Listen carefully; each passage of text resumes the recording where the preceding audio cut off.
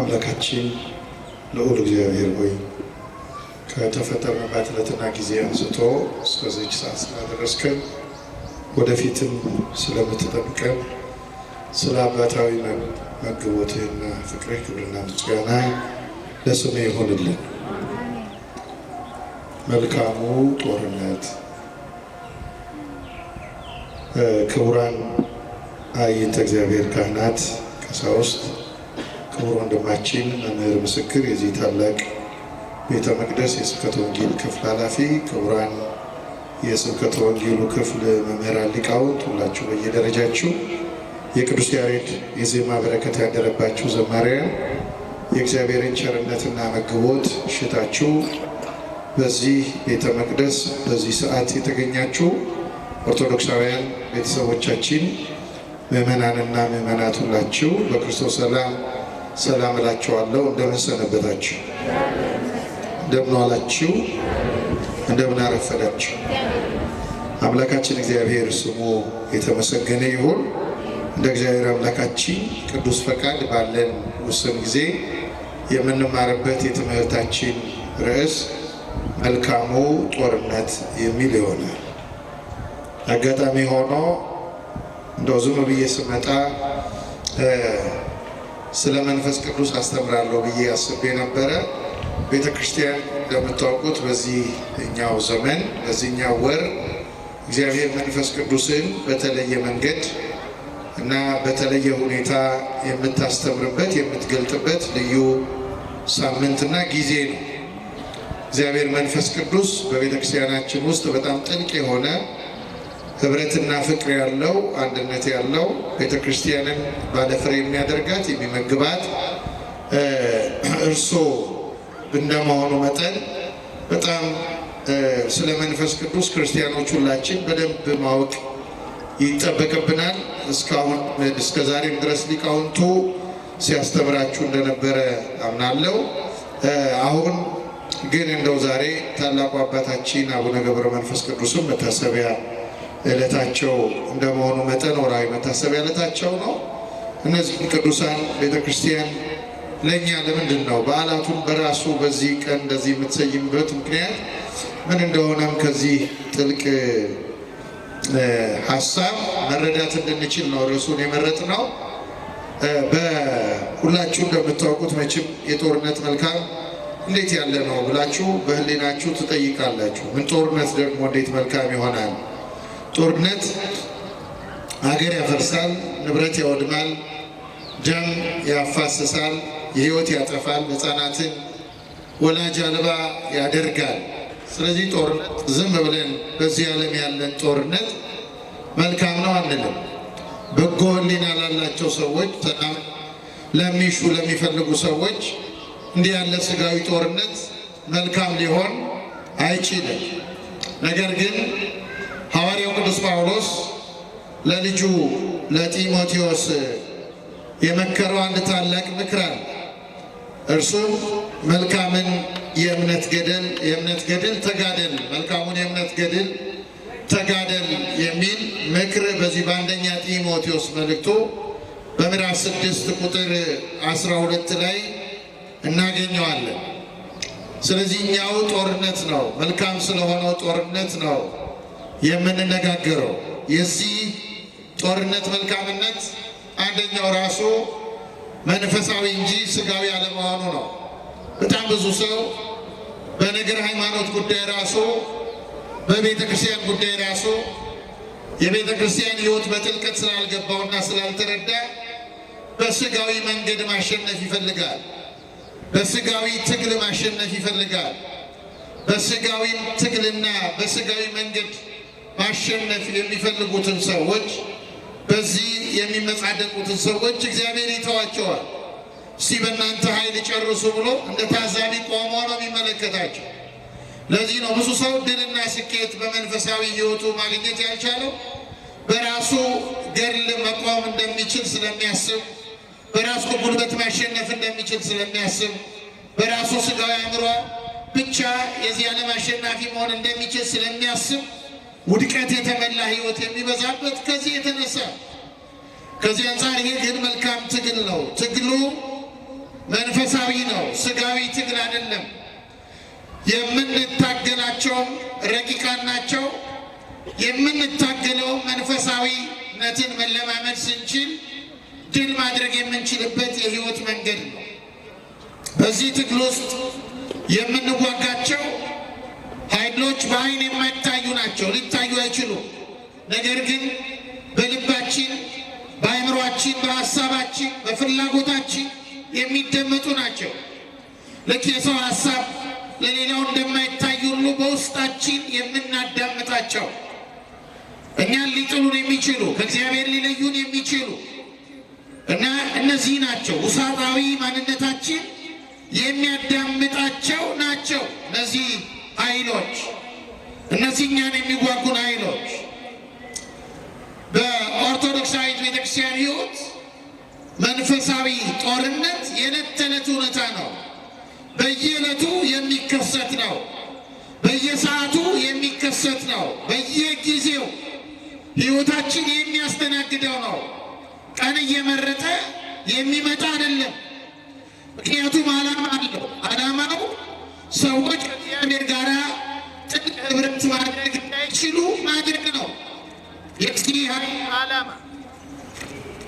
ከዚህ አንጻር ይህ ጦርነት በየጊዜው ይደረጋል። ስለዚህ አንድ ሰው በቅድስና ለማደግ ወይም ወደ ክርስቶስ ለመቅረብ ሲፈልግ ከእግዚአብሔር ሊያርቁን ከሚፈልጉ ኃይሎች ጋር የማያቋርጥ ጦርነት ውስጥ ይገባል እና ቅዱስ ገብረ መንፈስ ቅዱስ በዚህ ሕይወት ነው ያለፉት። እንደኛ ሥጋ የለበሱ ነበሩ። እንደኛ ከሴት ማኅፀን የተገኙ ናቸው። እንደኛ ከወንድ ዘር ከጋብቻ የተገኙ ናቸው። እንደኛ በዚህ ዓለም የኖሩ ናቸው። ነገር ግን ዕለት ዕለት ሰይጣን የሚያመጣባቸውን ፈተና በድል የተወጡ አሸናፊዎች ናቸው። በሰማይ ያሉ ነጩን ልብስ የለበሱ ናቸው። እነዚህ ቅዱሳን የገጠማቸው እግዚአብሔርን ወደ መምሰል በሚያድጉበት መንገድ የገጠማቸው ጦርነት እኛም በምንጀምረው መንገድ ይሄ ጦርነት ይገጥመናል። ይሄ ጦርነት ደግሞ የሚካሄደው በሰይፍ ወይም በጋሻ አይደለም። አባቶቻችን የሄዱበት መንገድ አለ፣ ኋላ የምንመጣበት በጾም በጸሎትና በንቃት እንደዚሁም በምስጢራት አማካኝነት የሚከናወን ጦርነት ነው። እነዚህ ትጥቆች ናቸው፣ በኋላ እንመጣባቸዋለን። አንድ ሰው ትጥቅ ሳይኖረው ወደ ጦር ሜዳ ሊገባ አይችልም። ባዶውን ሊዋጋ አይችልም። አሁን ብዙዎቻችን ባዶ ማንነት ይዘን ነው ከዲያብሎስ ጋር መታገል የምንፈልገው።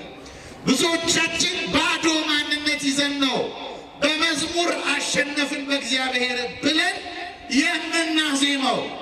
እንደውም እንዲህ ያለ ምስጋና እንዲህ ያለ መዝሙር አሸነፍን ብለን ስንዘምር አባቶቻችን ምን ይላሉ? ወንዝ ዳር ሄዶ መቀደስ የተኛ ሰይጣን መቀስቀስ ነው። አንዳንድ ሰዎች የተኛውን ሰይጣን ራሱ የሚቀሰቅሱ አሉ። ባዶቸው ምንም የድል መንገድ ሳይኖራቸው እንደ ድል አድራጊ ዜማ የሚያሰሙ ሰዎች አሉ። ውጊያው ትጥቅ የሚፈልግ ነው። ትጥቆቹ ረቂቃን ናቸው።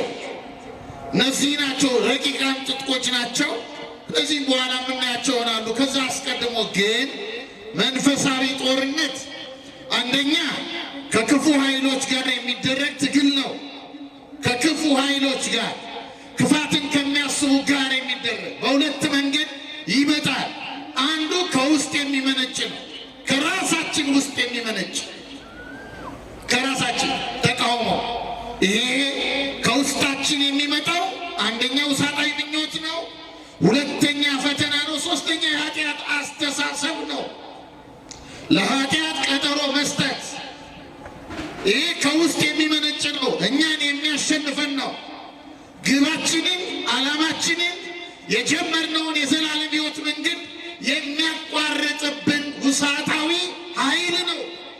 ከእኛ የሚመነጭ እኛን የሚያጠቃ ውሳጣዊ ኃይል። ሁለተኛው የውጭ ነው። ከውጭ የሚመጣው ደግሞ የአጋንንትና የጨለማ ኃይል ነው። ከውጭ የሚመጣ ነው። የውስጥ ድካማችንን ተመልክቶ የመንፈሳዊ ሴሎቻችንን መሞት አይቶ ከውስጥ የተነሱ ምኞቶቻችን ከውስጥ የተነሱ የኃጢአት ሀሳቦቻችንን ተከትሎ የሚያጠቃን የሚያሸንፈን ውጫዊ ኃይል አጋንንትና የጨለማ ኃይል ከነዚህ ጋር የሚደረግ ትግል ነው። ስለዚህ በዚህ መንገድ ከመጨረሻው ብዙ ጊዜ የምንፈተነው ከመጨረሻው ግባችን በሚያዘናጋው ዓለም እግዚአብሔርን ደስ የሚያሰኘውን ሕይወት ለመኖር በሚደረግ ትግል ነው። እግዚአብሔርን ደስ የሚያሰኘውት ለመኖር የምንሞክረው ወጣቶች በተለይ በጣም ማስተዋል የሚጠበቅባችሁ በሚያዘናጋ ዓለም ውስጥ ሆነን መሆኑን ማሰብ አለባችሁ። የሚያዘናጉን በጣም ብዙ ጉዳዮች አሉ። እዚያ ውስጥ ሆነን ነው እግዚአብሔርን ማስደሰት የፈለገ። በገዳም የተሰወሩ አባቶቻችንን እንኳ ታግሏቸዋል። ዲያብሎስ አልተዋቸውም። ምኞት ታግሏቸዋል። በቤተ ክርስቲያናችን ትምህርት ከሐልዮ ከነቢብ ከገቢር ከፍጡራን መካከል ንጽሕት ምንላት እመቤታችን ብቻ ነው። ቅዱሳን እንኳን ሐሳባቸው ፈትኗቸዋል። ውሳጣዊ ምኞታቸው ፈትኗቸዋል። ቅዱሳንን ቅዱስ ያሰኛቸው የውስጥ ምኞታቸውን በተግባር አለመግለጣቸው ነው። እኛም ደግሞ በደለኛ ያሰኘን የውስጥ ምኞታችንን በተግባር የምንፈጽም በመሆናቸው በእኛና በቅዱሳን መካከል ይሄ ድልድይ ያለው ይሄ ነው። ስለዚህ ተመልከቱ፣ ፈተና አለ። ይህ የሚያዘናጋ ዓለም ነው። አደገኛ ዓለም ነው። ይሄ ዓለም እግዚአብሔርን ደስ ለማሰኘት በጣም ብዙ ትግል የሚፈልግ ዓለም ነው። ይሄ ዓለም በጣም ይሄን ጦርነት ቅዱስ ጳውሎስ ረቂቅ ጦርነት ስለሆነ በዚህ በኤፌሶን መልእክቱ በምዕራፍ 6 ቁጥር 12 ላይ ምን አለን? መጋደላችን ከደምና ከሥጋ ጋር አይደለምና ከአለቆችና ከስልጣናት ከዚህም ከጨለማ ዓለም ገዢዎች ጋር በሰማያዊም ስፍራ ካሉ ከክፋት መንፈሳውያን ሰራዊት ጋር ነው። መንፈሳውያን ናቸው። ክፉ መንፈሳዊ የክፋት መንፈሳዊ ኃይላት ናቸው። ከነዚህ ጋር የሚደረግ ትግል ነው የሚለን። መጋደላችን ከሥጋ ጋር አይደለም፣ ከደም ጋር አይደለም። አሁን የብዙዎቻችን ትግል ከሥጋ ጋር ነው። የብዙዎቻችን ትግል ከደም ጋር ነው። ከአባ ገሌ ጋር ነው፣ ከአቡነ ገሌ ጋር ነው፣ ከቄስ ገሌ ጋር ነው፣ ከዲያቆን ገሌ ጋር ነው። በዚህ መንገድ አሸናፊ መሆን የምንችል ይመስለናል። ሰይጣን እንዴት ባለ ጥበብ እያታለለን እንደሆነ ተመልከቱ። የክርስቲያኖች ትግል ከሥጋና ከደም ጋር አይደለም። ይህ በመጽሐፍ የተጻፈ የሚኖር እውነት ነው። አባቶቻችን የኖሩት እውነት ነው። አሸናፊ የሚያደርገው አንድ ሰው ፈተናውና ትግሉ ከማን ጋር እንደሆነ በትክክል መረዳት ሲችል ነው የሚያሸንፍ። ከትክክል ይህ ሕይወት ወደ መንግሥተ ሰማያት የሚደረግ ጉዞ ነው። ወደ መንግሥተ ሰማያት የሚጓዙ ሰዎች ትግል ነው። ይሄ ትግል ወደዚህ መንገድ የሚጓዙ ሰዎች ደግሞ መንገዱ አልጋ በአልጋ አይደለም። አልጋ በአልጋ የሆነ መንገድ የለም። የክርስቶስ ሕይወት የሚያሳየን ይሄን ነው። ክርስቶስ ከቤተልሔም ጀምሮ እስከ ቀራንዮ የሕይወቱን ታሪክ ብትመለከቱ በዚህ ምድር ላይ እዚህ ጋር ተመቸው የሚላታ ነው። በዚህ ምድር ላይ እዚህ ጋር ደላው፣ እንዲህ ባለ አልጋ ላይ ተኛ፣ እንዲህ ያለ ምግብ በላ የሚል አታገኙ። ማማርጦ በላ የሚል አታገኙ። የቅዱሳን ሕይወት እርሱን በመልክ የመሰሉት በግብር የተከተሉት የአባቶቻችን የቅዱሳን ሕይወት የሚያስረዳን ይህን ነው። መንገዱ የመከራ የትግል የጦርነት መንገድ ነው። ክርስትና ማለት ለዚህ መዘጋጀት ማለት ነው። ለዚህ የተዘጋጀ ማንነት ያለው ያሸንፋል። የሚያሸንፍበት ደግሞ ብዙ ምክንያቶች አሉት፣ ብዙ። ስለዚህ ከጥፋት ከልዩ ልዩ ፈተና ከጨለማ ኃይል ተቃውሞ አለው። ክርስትና አለው። ስትወጡ ተቃውሞ አለው። ቤታችሁ ተቃውሞ አለው። በስራ ገበታችሁ ተቃውሞ አለው። በትምህርታችሁ ተቃውሞ አለው። በመንገዳችሁ ተቃውሞ አለው። ክርስትና ለዚህ ነው ስለ እኔ ስለ ስሜ በዓለም የተጠላችሁ ትሆናላችሁ፣ ግን ደግሞ ደስ ይበላችሁ። ለምን? ዓለሙን እኔ አሸንፌዋለሁና አምላካችን ስሙ የተመሰገነ አሸንፌዋለሁ። ምን ግን ምን አለ? መጠላት አለ። ኦርቶዶክሳዊ በመሆንህ አንገት ላይ ማተብ በማሰርህ አስቀዳሽ መንፈሳዊ ጿሚ ጸሎተኛ በመሆንህ መጠላት አለ። ዓለም ሊወድህ አይችልም። ዓለም ሊወድሽ አይችልም። ጓደኞቻችሁ ሊወዷችሁ አይችሉም። እናንተ በነጠላ መስቀልያ ስትታዩ እነሱ በታይት ስለታዩ ወጨጌ የሚል ቅጽል ስም ያወጡላችኋል። ያልገባው ፋራ ነው የሚል ያወጣላል። እሱ ሱሪውን ዝቅ አድርጎ የውስጥ ማንነቱን እያሳየ ተዝረክርኮ የሚሄደው አንተ ሱሪን በቅጡ ታጥቀህ ሊሸፍን የሚገባውን አካልን ሸፍነ ስትጓዝ እንደ ክርስትና ስራ ስትራመድ አንተን ፋራ ይላል። ስለዚህ ነው ጌታ ምን አለ? በስሜ የተጠላችሁ ትሆናላችሁ። በማህበራዊ ጉዳዮች ላይ ቀላቅሉ ይችላል። ክርስቲያን በመሆን ይሄ ትግል አለ፣ ይሄ ተቃውሞ አለ፣ ይሄ ፈተና አለ፣ ይሄ ጦርነት አለ። ታዲያ ይህ ዓለም ለክርስትና መስቀለኛ መንገድ ነው። መስቀለኛ ክርስቶስ ያረገው በቢታንያ ቤት አልኳችሁ አልሰማችሁ? ጮኮልና ነገሩ በቢታንያ። በጣም የሚገርመው ያረገው በቢታንያ ነው። መከራም የጀመረው በቢታንያ ነው። የክርስቶስ መከራ የጀመረው ቢታንያ። አባቶች ቢቻልስ ይህች ጽዋ ከእኔ ትለፍ የሚል የሞቱን መራራነት ያሳየ ጸሎት የጸለየው በቢታንያ ነው። ክብሩንም ያሳየው ደመና እየተቀጠቀ ወደ ሰማይ የወጣው በቢታንያ ነው። ይሄ ክርስቶስ በሕይወቱ የቤተ ክርስቲያንን ሕይወት እያሳየ ነው። ቤተ ክርስቲያን ስለ ስሙ የምትቀበለው መከራ፣ ቤተ ክርስቲያን ስለ ስሙ የምትቀበለው ስቃይ መጨረሻው ክብር ነው። ክብር ነው። ቢታንያ የቦታ ጉዳይ አይደለም። ቢታንያ አልዓዛር ሞቶባቸው ማርታና ማርያም ደም ቀላቀለ እንባ ያነቡበት የሐዘን መንደር ነው። ቢታንያ በአራተኛው ቀን ደግሞ ወንድማቸው አልዓዛር በክርስቶስ ተነስቶላቸው እንባቸው የታበሰበት መንደር ነው። የመከራና የተስፋ መንደር ነው። የሐዘንና የደስታ መንደር ነው። የቤተክርስቲያን ሕይወት ይሄ ነው። በምድራዊና ስጋዊ ሐዘንና መከራ መንፈሳዊ ደስታ የማጨድ ሕይወት ይሄ ነው። ስለዚህ ነው ጦርነቱ መልካም ነው። አያችሁ፣ መልካም ነው። ከምን ጋር ነው ምንዋጋው? ከማን ጋር ነው ጦርነቱ? የመጀመሪያው ከዲያብሎስ ጋር። ዲያብሎስ የወደቀ መልአክ ነው። ዲያብሎስ ዓላማው ፍጥረትን ለማጣመም የሚተጋ ማንነት ነው። የዲያብሎስ ዓላማ አስቀድሞም የሻው እግዚአብሔርነትን ነው የፈለገው። እግዚአብሔርነትን ነው፣ አምላክነትን ሽቶ ነው ከክብሩ የወረደው። ከዚህ የተነሳ እግዚአብሔር ፍጥረቱን አስጊጦ የፈጠረውን ፍጥረት ማጥመም የዲያብሎስ የትጋት ስራ ነው። የትጋት ስራ ነው። ይሄ ዲያብሎስ ሁልጊዜ እኛን ከእግዚአብሔር መንግስት ለማውጣት ተግቶ የሚሰራ። ለዚህ ነው አምላካችን በወንጌል ምን አለ? በዮሐንስ ወንጌል በምዕራፍ 8 ቁጥር 44 ላይ አንድ ነገር አለ። እናንተ ከአባታችሁ ከዲያብሎስ ናቸው፣ የአባታችሁንም ምኞት ልታደርጉ ትወዳላችሁ። እርሱ ከመጀመሪያ ነፍሰ ገዳይ ነበረ፣ እውነትም በእርሱ ስለሌለ በእውነት አልቆመም። ሐሰትን ሲናገር ከራሱ ይናገራል፣ ሐሰተኛ የሐሰትም አባት ነውና ይላል። ከዲያብሎስ እውነት ሊወጣ አይችልም።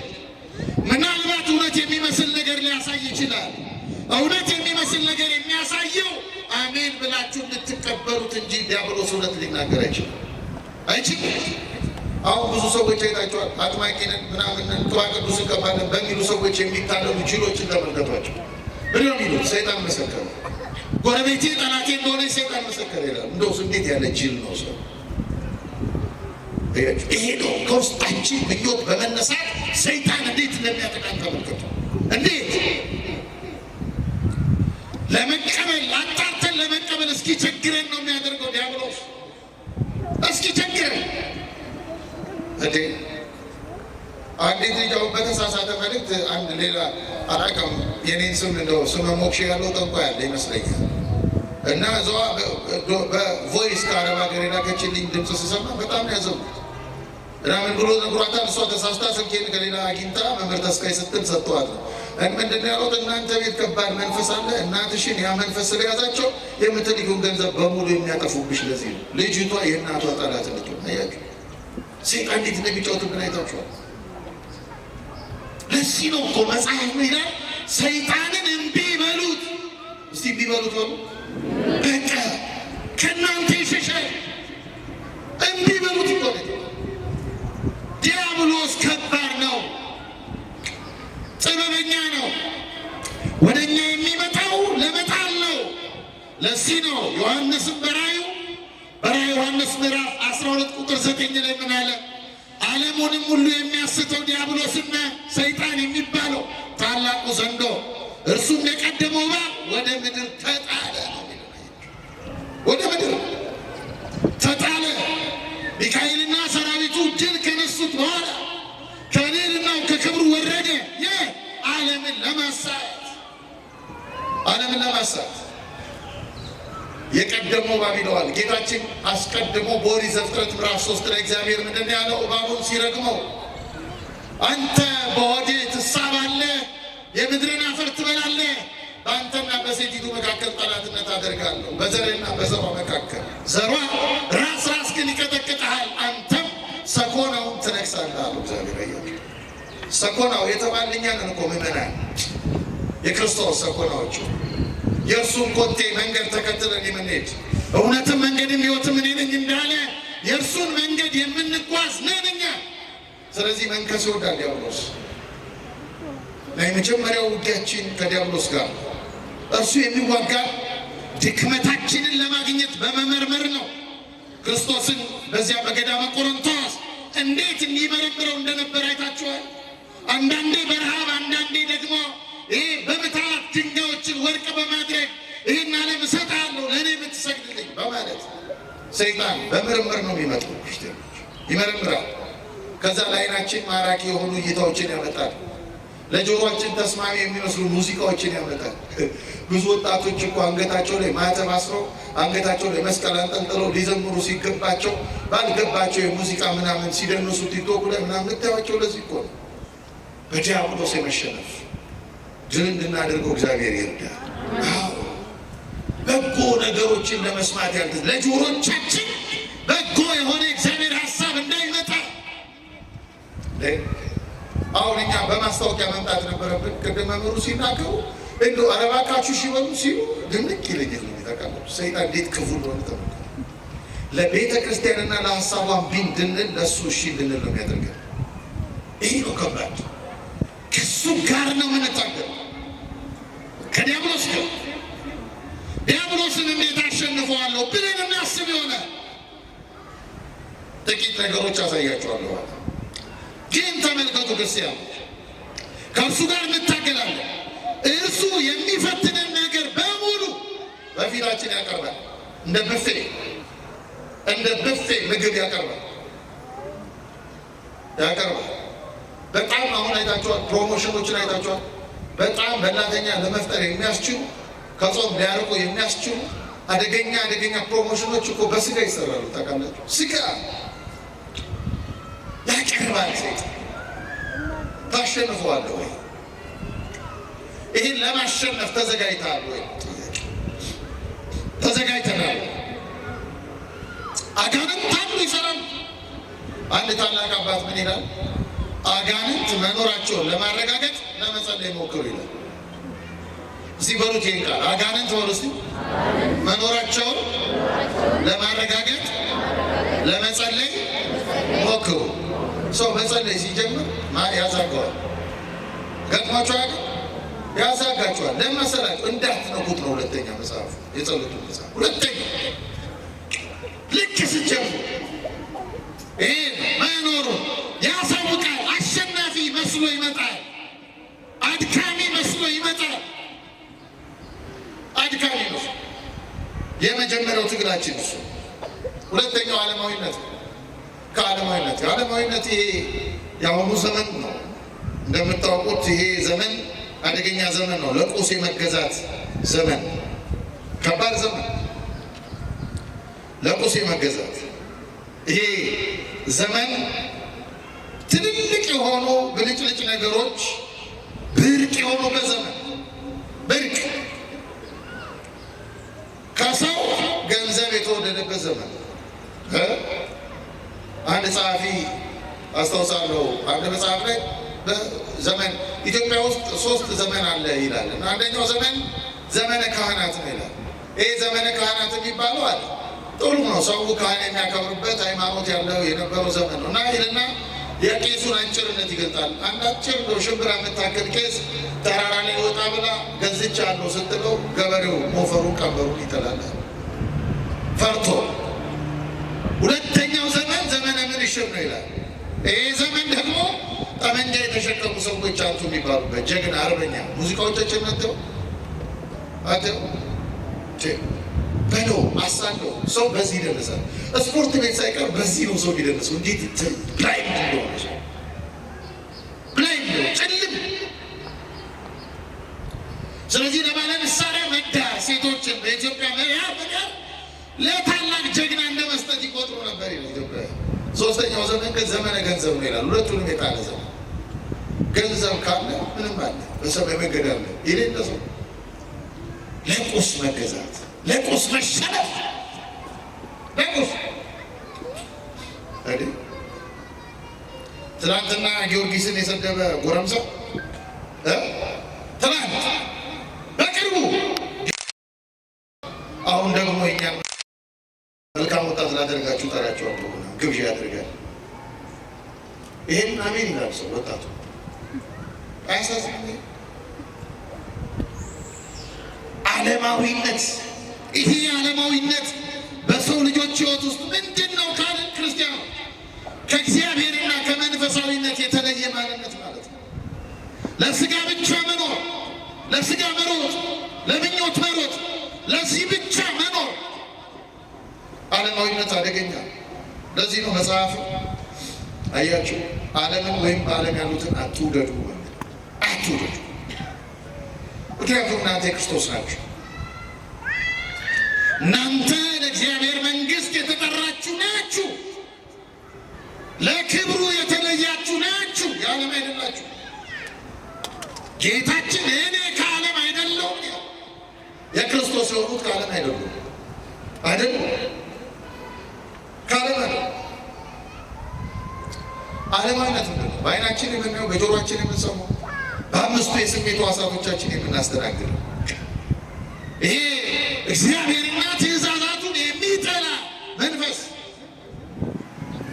ወደ እግዚአብሔር ለመምጣት ችግር የሆነ መንፈስ ዓለማዊነት። እኛ በመንፈሳዊ ፍቅር የሚለካ ማንነት በውስጣችን ደግሞ ያለ ለእግዚአብሔር ፈቃድ ራስን የመስጠት ሕይወት እና የእግዚአብሔር መልክ መገለጫዎች ነን ሰው እንዲህ። ስለዚህ ዓለማዊነት ክርስቲያኖች ብዙ ትልልቅ ሰዎችን ጥሏል። ዴማስ የቅዱስ ጳውሎስ ደቀ መዝሙር ነበረ። ዴማስ ይገርማል። በወንጌል በመጽሐፍ በቅዱስ ጳውሎስ መልእክት በክብር ቅዱስ ጳውሎስ ጠርቶት ነበረ ዴማስ። በጣም የሚገርመው ግን ኋላ ለተሰሎንቄ ምዕመናን ምን አለ ቅዱስ ጳውሎስ? ዴማስ የአሁኑን ዓለም ወዶ ትቶኛል። የአሁኑን ዓለም ወዶ ክርስቲያን ከዚህ ዓለማዊነት ጋር ትግል የሚያደርግ ስለሆነ ጦርነት ላይ ነው። ጦርነት ላይ አይተኛም። ወታደር አይተኛም። ወታደር አይተኛም። የእግሩን ጫማ ያወልቃል። ወታደሮች የወታደር ቤተሰብ ያላችሁ ሰዎች ወታደሮች ቤት ሲመጡ ለረፍት ጫማቸውን ስታወልቁ እግራቸው ነፍሮ ጊዜ የላቸው። ጊዜ የለህም ማለት ጊዜ ለምን ዘላለማዊነትን ሊነጥቅህ ዲያብሎስ ረፍት የለውም፣ ይሰራል። አባቶች ነው እንከን የለሽ አባቶች እንደ መስታወት የሚያብለጨልጩ የክርስቶስን መልክ የምንመስለው አለ፣ የምንከተለው አለን እኛ። ስለዚህ ተመልከቱ፣ ይህን ዓለም አትምሰሉ። ሶስተኛው ምኞት፣ የውስጥ ምኞት። ከእሱ ጋር ነው የምንታገለው፣ ከምኞት ጋር። ይሄ ከስጋዊ አእምሮ የሚመነጭ ነው። ስጋዊ ምኞት አንድ ዓላማ አለው፣ አንድ ዓላማ። ይሄ ዓላማ ምንድን ነው ካላችሁ፣ መግዛት፣ በምኞት መገዛ፣ እንድንገዛለት ይፈልጋል። እንድንገዛለት ገዝቶ ማታለል፣ በማታለል ማጭበርበር፣ ለዲያብሎስ ማስረከብ ዓላማ ይሄ ነው፣ ስጋዊ ምኞት። ስለዚህ ስጋዊ ምኞት በውስጣችን ሳይታወቅ የሚሰራ ነው። ሳይታወቅ ሰይጣንና ዓለም ከአምላካችን ጋር ያለንን አንድነት ለመበጣጠስ መንገዱን የሚያመቻችላቸው ስጋዊ ምኞት። ነፍስና ስጋ እርስ በርሳቸው ይጣላሉ አለ ቅዱስ ጳውሎስ። አያችሁ፣ ስጋ የስጋን ስራ ይመኛል።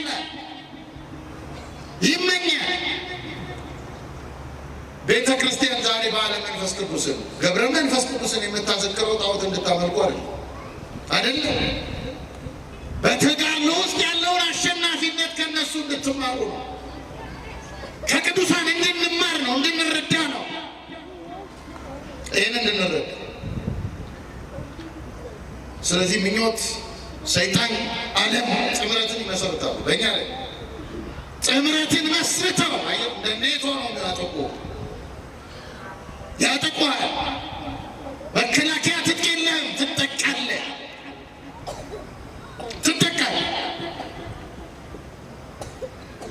ስለዚህ ይህ ምኞት ይታገለናል።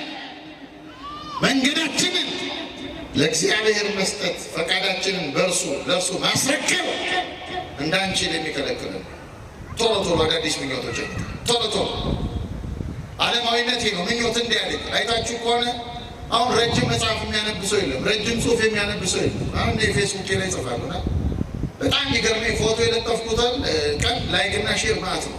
በጣም ቁም ነገር የጻፍንለት ግን 8 ሰው ያየው። እንዴት ያሳዝናል! በጣም ሰውናል ማለት ነው። አያችሁ፣ እነዚህ ሶስቱ በጣም ሰውናል።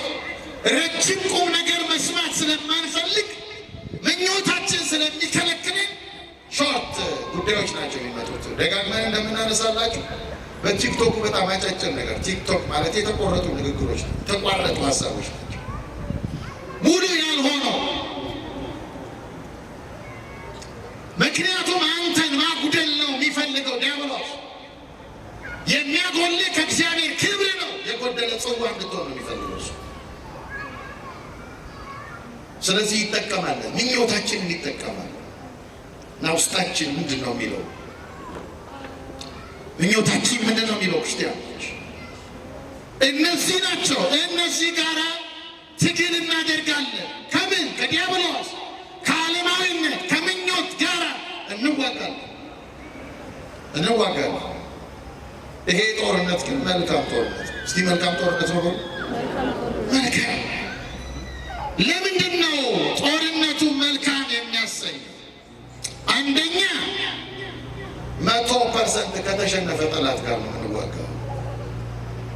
100% ክርስቶስ አምላካችን በመስቀል ላይ 100% ነው ያሸነፈው። ማን ነው ይሄ? መሬትን የለበሰ በስጋ የተገለጠ ስሙ ማን ነው? የማንስ ልጅ ነው? እንዴት አሸነፈኝ ብሎ ዲያብሎስ የተደነቀበት 100% በክርስቶስ ሞት የተሸነፈ ነው። 100% በክርስቶስ መሸነፉን ደግሞ ያረጋገጠልን ትንሣኤው ነው። ዲያብሎስ እንዳሰቀለው አልቀረም።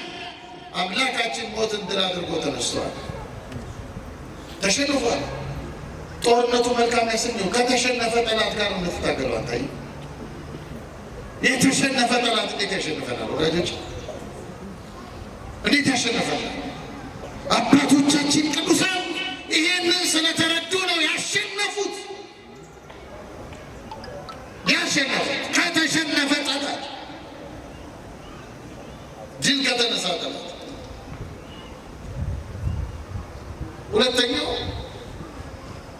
ጦርነቱን መልካም የሚያሰኘው የምንታገለው ከእግዚአብሔር ጋር ሆነን ስለሆነ። ከማን ጋር ነው? አልሰማችሁ? ከእግዚአብሔር ጋር። እኔ አምላካችሁ እስከ ዓለም ፍጻሜ ከእናንተ ጋር ነኝ። ከእናንተ ጋር እስከ ዓለም ፍጻሜ ከእናንተ ጋር ነኝ። ጅል የተነሳ ጠላት እግዚአብሔር ከእኛ ጋር ሆኖ የሚያሸ አትፍራ እኔ ጋሻህ ነኝ ያለ ለአብርሃም የተናገረ እግዚአብሔር ከእኛ ጋር ነው። ከቅዱስ ጳውሎስ ጋር የነበረ እግዚአብሔር ከእኛ ጋር፣ ከቅዱስ ገብረ መንፈስ ቅዱስ ጋር የነበረ እግዚአብሔር ከእኛ ጋር፣ ሐዋርያት በዋለበት እንደዋሉ ባደረበት እንዳደሩ አሁን እኛ ክርስቶስ በዋለበት ባደረበት የምንኖር ከሆነ እርሱ ከእኛ ጋር መሆኑን የምናምን ከሆነ እግዚአብሔር ከእኛ እንዳይለይ ክርስቲያኖች ዘወትር የምንሰራ ከሆነ ጦርነቱ መልካም ነው። መልካም ብቻችንን ሆነን ልንታገለው ስንፈልግ ብቻ ነው አደገኛ ነው። ብቻችን እሱ አደገኛ። ይሄ ጦርነት መንፈሳዊ እንጂ አካላዊ ስጋዊ አይደለም። ረቂቅ እንጂ የሚታይ ግዑዝ ጦርነት አይደለም። ስለዚህ የማይታይ እንደመሆኑ መጠን ከእግዚአብሔር ጋር በአይነ ስጋ ከማይታየው ከእግዚአብሔር ጋር አሸናፊ ከሆነው ከእግዚአብሔር ጋር ስሙ አሸናፊ ነው። ስሙ ቅዱሳን ዓለምንና ምኞቷን የረቱበት ስም ነው። ይህን ስም ገንዘብ አድርገው ሶስተኛው ጦርነቱን መልካም የሚያደርገው ከአሸናፊነት በኋላ የምንቀበለው አክሊል ሽልማት አለ። ዝም ብለን አለ የምንታገለው አለን ሽልማት።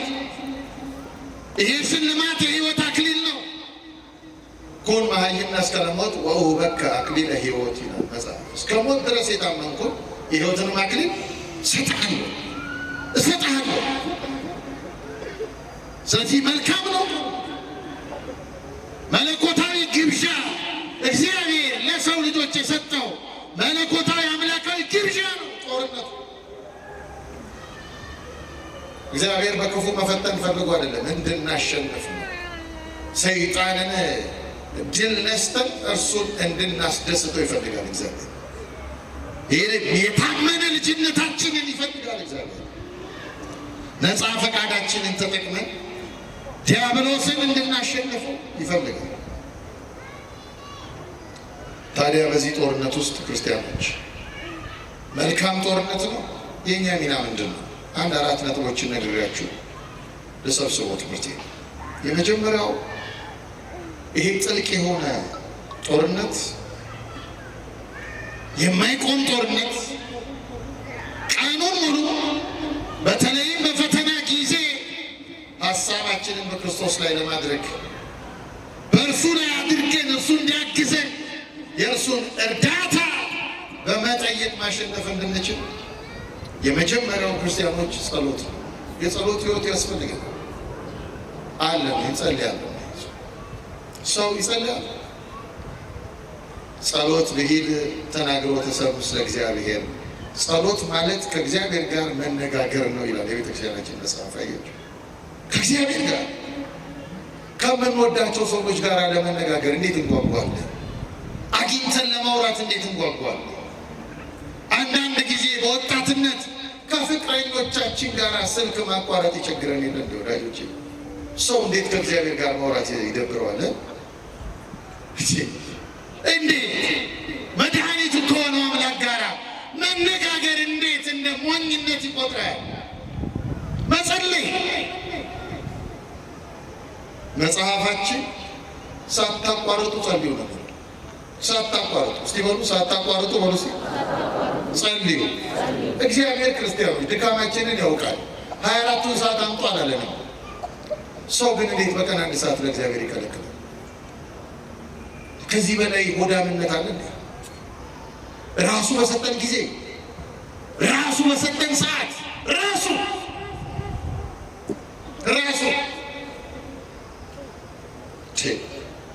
ምን የትኛው አንድ ቀን እኮ የሚቋረጥ ህይወት እኮ ነው ክርስቲያን። አንድ ቀን እኔ አሁን ስመጣ ታግዬ ነው የመጣሁት። በጣም የሚገርማችሁ እዛ ሰፈሬ የምኖርበት ጎረቤት የሚኖርበት ህንፃ ላይ የ9 ዓመት ልጅ ሲጫወቱ እኮ ነው ዛሬ ይቋረጣል እኮ ወዳጄ ህይወት እንዴ! ዝም ብሎ የሚቀጥል ይመስላችኋል? በዚህ ምድር ላይ ሞት ረስቶ ለምንኖር ይመስላችኋል? እንዴት ሰው በቀን 1 ሰዓት ለእግዚአብሔር ይከለክላል? ተዉት። የሰባቱን ጊዜያት ጸሎት ተዉ። 1 ሰዓት ሰው እንዴት መጸለይ ያቅተዋል? ጸሎት እግዚአብሔርን የሚጋብዝልን ነው። የሚጋብዝልን ወዳጄ ባቀረብንለት ማዕድ አይደለም የሚመጣው። እኛ ለዝክርም የምንቆርሰው ዳቦ ክርስቲያኖች ለበረከት ነው። ድሆችን ተጠቅመውበት ከእግዚአብሔር በረከት እንድናገኝበት እንጂ እግዚአብሔር ዳቦ ሊበላ ዝክራችን ጋር አይመጣም። እግዚአብሔር የሚመጣው ለእርሱ ትልቁ ግብዣ ጸሎት ነው። ጸሎት መጸለይ እርዳታውን ለማግኘት እንዲመጣ ከእርሱ ጋር ሆነን እንድንታገለው የሚያሸንፈንን ለሲኦል ሊጋብዘን የተዘጋጀውን ጠላት ጅል መንሳት እንድንችል መጸለይ የጸሎት ህይወት። በቃ እኮ ይሄ ከገባ ነገ መላለ እሺ እየሰማችሁ በቃ ከተመቸ ቤት ከሆነን አንቀርም። እሺ አስቸኳይ ጉዳይ ከሌለ እሺ አያስጨንቅም እግዚአብሔር።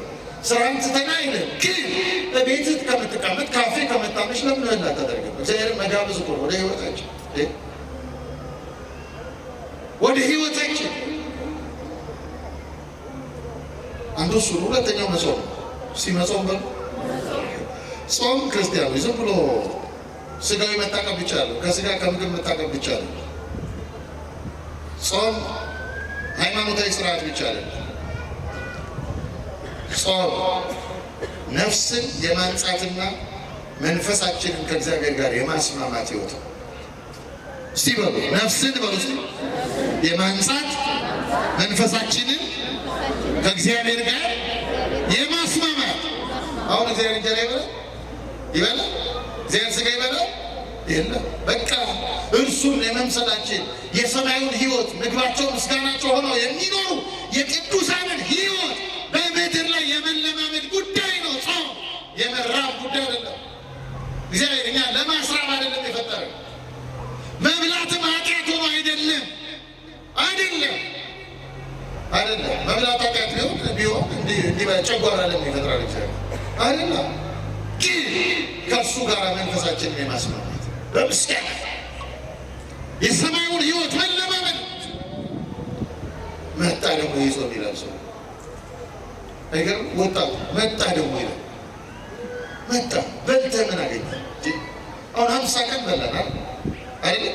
50 ቀን ምንድን ነው ያተረፍነው? ረሃባችንን ሙሉ ለሙሉ አቋርጠልን 50 ቀን የበላነው ስለ ዛሬ ሽሮ ከመላ ከለከለ ቢያደርግልን ኖር ጥሩ ነበር። የለም መጾም ዲያብሎስ የማይወደው ጾም ነው።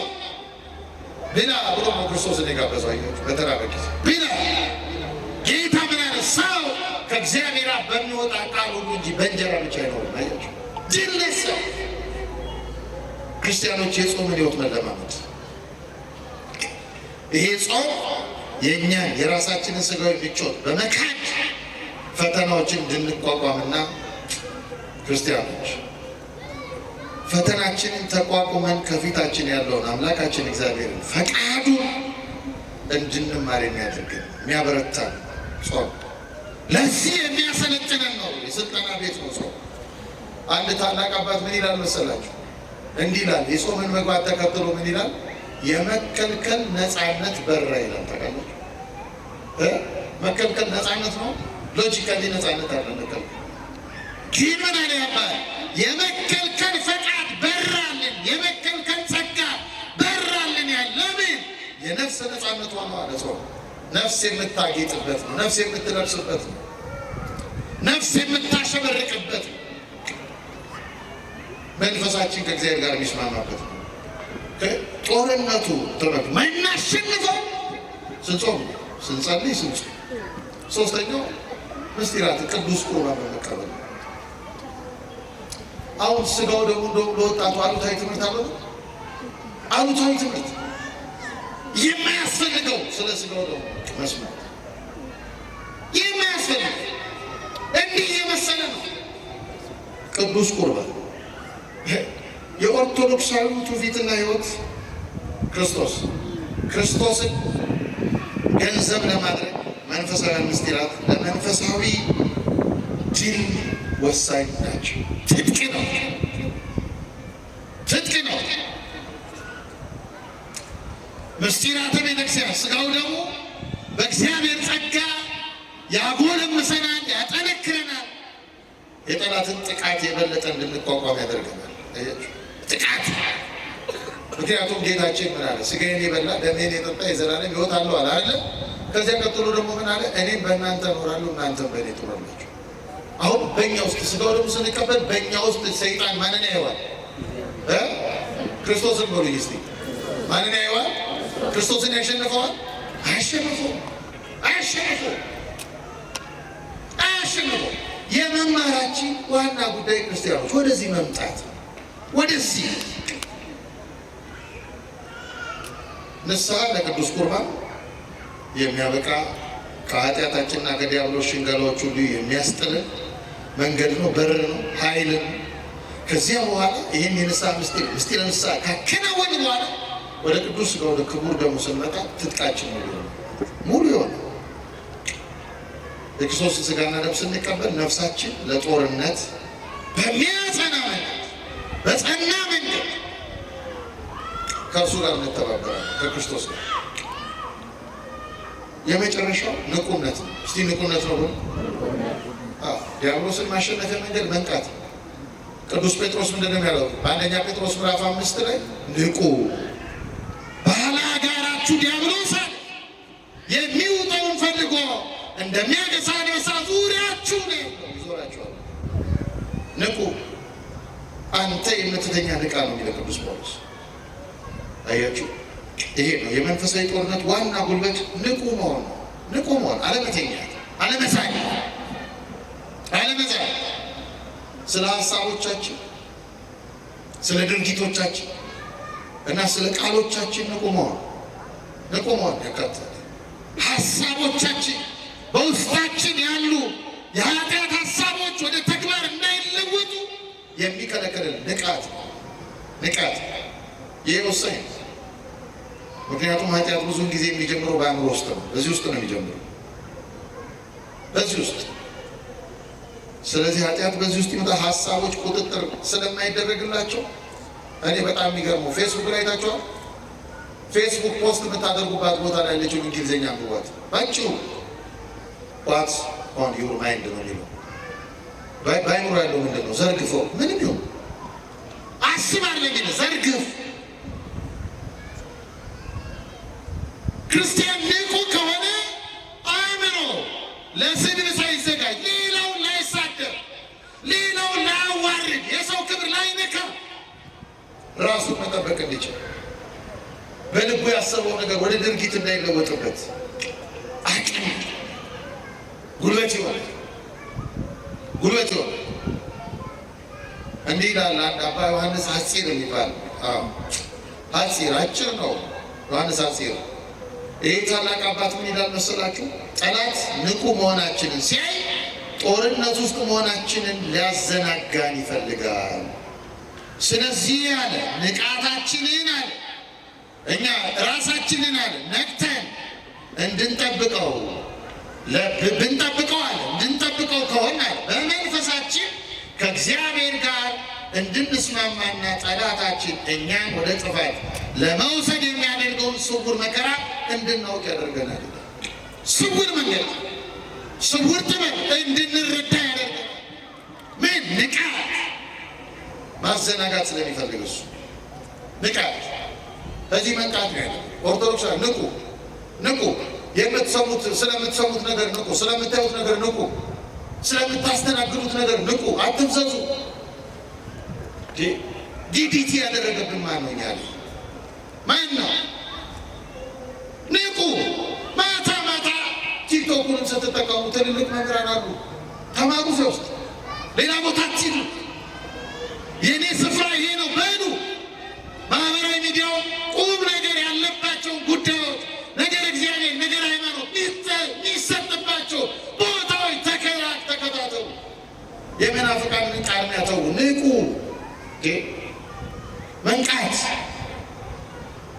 መንቃት። አምስተኛው ስለ ኢየሱስ የኢየሱስ እኛ ኢየሱስ ስም ማንጠራ ይመስላችኋል አይደል? ብዙ አባቶቻችን ያጌጡበት ስም ነው። ሞገሳችን ነው፣ ክብራችን ነው፣ የደህንነታችን ዘውድ ነው። ስመ ኢየሱስ ስሙ አሸናፊ ነው። ኢየሱስ የሚለው ስም በውሳጣዊ ሕይወታችን ይህን ስም ገንዘብ ስናደርገው ጠላታችንን እናሸንፈዋለን በስሙ። ብከንወጎሙ ለኵሎሙ ጸርነ ይላል ዳዊት። በአንተ ጠላቶቻችንን ሁሉ ድል እናደርጋቸዋለን በስምህ። ስሙ አሸናፊ ነው። የኢየሱስ ክርስቶስ ስም ጥልቅ ኃይል ነው። ጥልቅ ኦርቶዶክሳዊ ትውፊትና ሕይወት ይሄንን ስም ይሄንን ማንነት አጋንንት በክርስቶስ ስም ድል እንደሚነሱ እንደሚንቀጠቀጡ ያስተምራል። ትልቁ ችግር መጠንቀቅ የሚገባል ኢየሱስ በሚለው ስም አውሬው እንዳይበላም ብቻ። ቤተክርስቲያን የምታውቀው ቤተክርስቲያን የምታስተምረው የቤተክርስቲያን ራስ የሆነው መድኃኒት ሕይወት የሆነው መስዋዕት የሆነው እርሱን በመጥራት ስሙን ከስማችን ጋር በማተም ለምን የጌታን ስም የሚጠራ ሁሉ ምን ይላል? ይድናል። ስለዚህ በዚህ ነው ስሙን በመጥራት የእግዚአብሔር ልጅ ጌታ ኢየሱስ ክርስቶስ የእግዚአብሔር ልጅ ማረኝ፣ ጠብቀኝ፣ ኃይሉ ነኝ፣ ለእኔ በመስቀል ሞታ፣ ለእኔ ተቸንክራ፣ ለእኔ የሾህ አክሊል ደፍታ፣ ለእኔ 6000 ጅራፍ አስተናግዳ። ስለዚህ እባክህ ማረኝ፣ ጠብቀኝ፣ ወጣትነቴን ሰይጣን እንዳይበላው፣ ወጣትነቴን ዓለም እንዳይበላው፣ ክርስትናዬ ሲሆን እንዳይበላው ጠብቀኝ። ስሙን መጥራት ገንዘብ ማለት ይሄን ማለት በዚህ ጦርነት ውስጥ ብቻችንን አይደለም። ስመ ኢየሱስን እንጠራለን።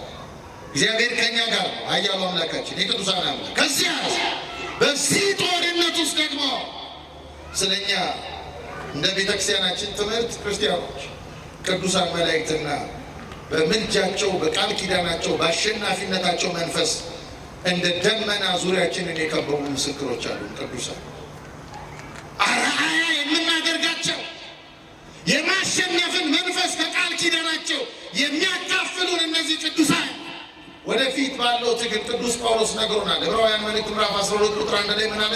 እነዚህን የሚያህሉ ምስክሮች እንደ ደመና በዙሪያችን ካሉ። ደመና ማለት ክብር ማለት ነው። ክብር የብሉይ ኪዳኑን ትምህርት በመገናኛ ድንኳን ብትመለከቱ በመገናኛው ድንኳን በታቦቱና በሕዝቡ መካከል መገናኛ ድንኳኑን የሚጋርደው ደመና ነበረ። አማናዊቱን ድንኳን እመቤታችንን የሚጋርዳት መንፈስ ቅዱስ እንደሆነ መንፈስ ቅዱስ ይጋርድሻል አላት። እውነተኛው ክብርና ደመናችን እርሱ ነው። ከዚያ ደግሞ በእርሱ መንፈስ ክርስቶስ ከችግኝነት እስከ ዛፍነት ያሳደጋቸው ቅዱሳን ደግሞ በእኛ ሕይወት ውስጥ ምስክሮቻችን ናቸው። የአሸናፊነት የቅዱሳኑ የተጋድሎ መንፈስ የነገረ መንፈስ ቅዱስ የተጋድሎ መንፈስ የትጋት መንፈስ የሰማያታቱ የመጽናት መንፈስ የጽናት መንፈስ የሊቃውንቱ የመታመን መንፈስ ለሃይማኖት ለትምህርት እነዚህ ናቸው። ከዚያ መጨረሻው ትህትና። እስቲ ትህትና በጣም የሚገርማችሁ ሰይጣንን በትዕቢት ማሸነፍ አይቻልም። አንድ በጸሎቱ በጣም የሚተጋ ታላቅ አባት በዝሙት ሊጥለው ፈለገ፣ ሰይጣን አልቻለም። በሌላ በስድብ ሊጥለው ፈለገ፣ አልቻለም። በኃጢአት በሆነ ሊጥለው ፈለገ፣ አልቻለም። በክፉ ንግግር ሊጥለው ፈለገ፣ አልቻለም። አሸነፈ። አንድ ቀን ሲያቅተው ሰይጣን እንዴት ሆኖ መጣ? የእግዚአብሔር መልአክ ቅዱስ ገብርኤልን መስሎ መጣ እና የታላቅ አባት እየጸለየ እያለ ወደ ቤቱ ገባ። ገብርኤልን መስሎ ገባና አንተ እግዚአብሔር ሰው ሆይ ዲያብሎስን በጸሎትህ በትዕግስትህ በጽናትህ እንዳሸነፍከው እግዚአብሔር ደስ ተሰኝቶብሃል። አሁን እኔ ከእግዚአብሔር ዘንድ ተልኬ የመጣው እግዚአብሔር መልአክ ነኝ። የመጣው ግን ማን ነው? ማን ነው? ሰይጣን። ትክክለኛውን ስራውን የነገረው ግን የመጣው ሰይጣን ነው። ይህን ሲለው ምን አለ መሰላችሁ? ዲያብሎስ እንዲህ ባለ መንገድ ብዙዎችን እንደጣለ ስለሚያውቅ ይህ አባት አንተ ሰይጣን አላለው፣ የእግዚአብሔር መልአክ ሆይ አለው። የእግዚአብሔር መልአክ ሆይ ሲለው አቤት ሲለው የተሳሳተ ክፍል ነው የገባዋል። እኔ መልአክ አላስተናግድም፣ በትህትና ረታው። ትሑታን መሆን ሌላውን እየኮነኑ ራስን የማጥበቅ የፕሮቴስታንት መንፈስ የኛ አይደለም። ከኔ ገሌ ይሻላል፣ ከኔ አባታችን ይሻላል፣ ከኔ አይሻልም? ክርስቲያን አይሻልም? ነገሩኝ እንጂ። አዎ ትሑታን ስንሆን አሸናፊዎች እንሆናለን። ይሄ ጦርነት መልካም ክርስቲያን ዓለምን ዲያብሎስን ምኞትን ድል ለመንሳት ድል ነስተው የክብር አክሊል የተጎናጸፉትን አባቶቻችሁን ቅዱሳንን ለመምሰል ሕይወታችሁን በዚህ መንገድ መቃኘት ይጠበቅባቸዋል። የምንማረው በቤተ ክርስቲያን ተገኝተን ወንጌል የምንማረው ይህንን ታላቅና ረጅም ጉዞ እግዚአብሔርን የመምሰል ጉዞ ገንዘብ ለማድረግ ስለሆነ ይህን መልካም ጦርነት ጀምረነዋል።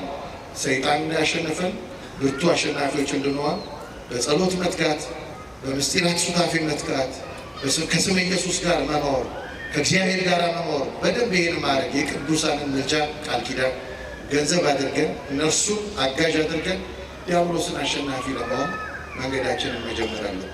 ይሄ የእግዚአብሔር ጥሪ መልካሙ ጦርነት የሰማነውን በልባችን ያስቀምጥ።